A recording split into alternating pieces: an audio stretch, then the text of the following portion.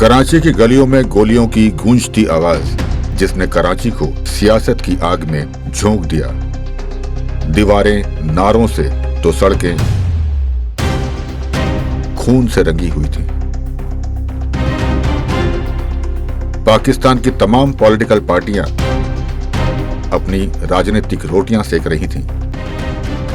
इन सब के बीच कराची के लोगों की जिंदगी का ये बदतरीन दौर था। गैंगस्टर, माफिया और सियासत का गठजोड़ लियारी पे राज कर रहा था और रहमान डकैत अब गैंगस्टर से आगे की सोच रहा था।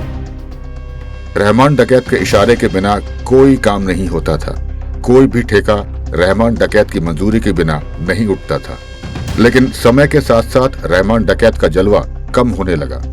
छोटे बड़े कई गैंगस्टर्स और माफिया अपने अपने इलाकों में सर उठाने लगे और सियासत भी अब रहमान डकैत के बढ़ते कदम को कतरना चाहती थी। इन्हीं दिनों लियारी में अरशद पप्पू नाम का एक गैंगस्टर रहमान डकैत की तरह अपना रुतबा कायम करना चाहता था। अरशद पप्पू ने व्यापारियों और कॉरपोरेट हाउसेस से भत्ता वसूलने का फैसला किया।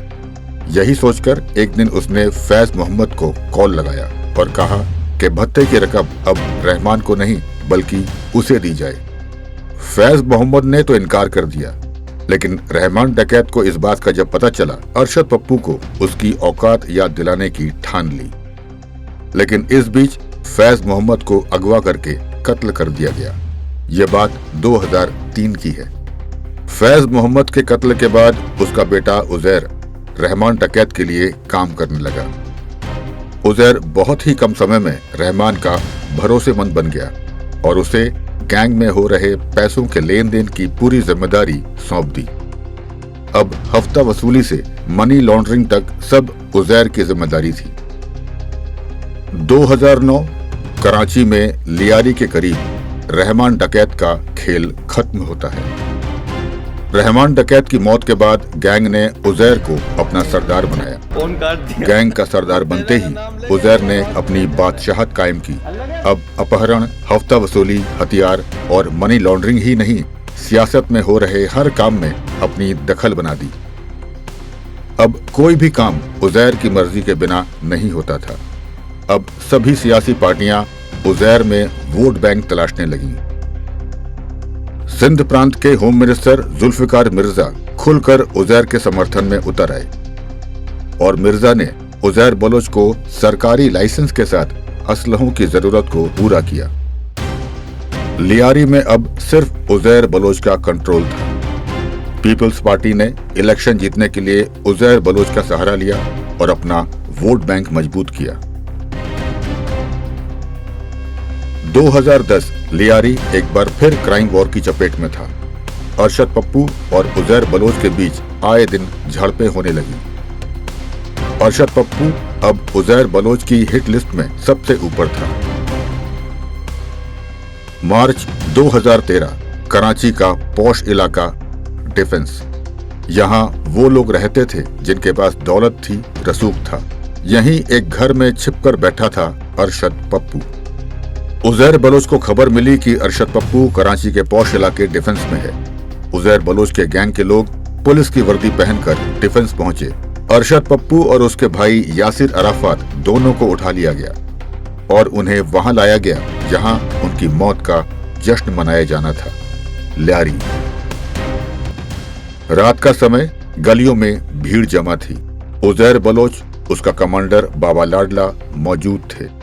अरशद पप्पू को उनके सामने लाया गया। घंटों तक टॉर्चर किया। उसकी चीखें लियारी की गलियों में गूंजती रहीं। फिर वही हुआ जिसने पूरे शहर को दहशत में डाला। अरशद पप्पू का सिर कलम किया गया। धड़ अलग, सिर अलग, लेकिन नफरत इतनी गहरी थी कि सर कलम करके भी इनका मन नहीं भरा। गैंगस्टर्स ने उस कटे हुए सिर को जमीन पर रखा और फुटबॉल की तरह ठोकर मारना शुरू कर दिया। इसके बाद बिना सिर की लाश को एक गधा गाड़ी पे लादा गया। लियारी की गलियों में अरशद पप्पू के धड़ को घुमाया गया जैसे कोई ट्रॉफी घुमाई जा रही हो। अंत में इस लाश के फिर टुकड़े किए गए, उसे जलाया गया उसकी राख को सबके सामने गटर में बहा दिया। कुछ समय बाद किसी ने उजैर बलोच से इस बर्बरता के बारे में पूछा तो उसके चेहरे पे कोई शिकन नहीं थी। उसने सिर्फ एक बात बोली, जैसी करनी वैसी भरनी। यानी उसके पिता की मौत का बदला यही था। लियारी उस वक्त लाशों का ढेर था। हर गली हर चौक में लाशें ही लाशें। अपराध और हत्या का सिलसिला अब बर्दाश्त के बाहर पहुंच चुका था, क्योंकि अब रेंजर्स और पुलिस के बड़े अधिकारी भी मारे जाने लगे। लियारी की जनता ने मीडिया के जरिए अपनी आवाज उठाई तो सरकार को कड़े कदम उठाने के सिवा कोई दूसरा रास्ता नजर नहीं आया। किसी भी गुंडे, माफिया या गैंगस्टर के सर से जब सरकार अपना हाथ उठा लेती है तो उसकी हैसियत गली के कुत्ते जैसी हो जाती है। ऐसा ही उजैर बलोच के साथ हुआ। 2013 के इलेक्शन करीब थे और पीपल्स पार्टी का असर अब लियारी में खत्म हो चुका था। एसपी चौधरी मोहम्मद असलम को उजैर गैंग के खिलाफ कार्यवाही करने की जिम्मेदारी सौंपी गई। सियासत का हाथ उजैर बलोच के सर से उठा तो उजैर बलोच लियारी से फरार होकर ईरान चला गया। उजैर बलोच के बारे में अब अगले वीडियो में, यानी कि संडे 18 जनवरी।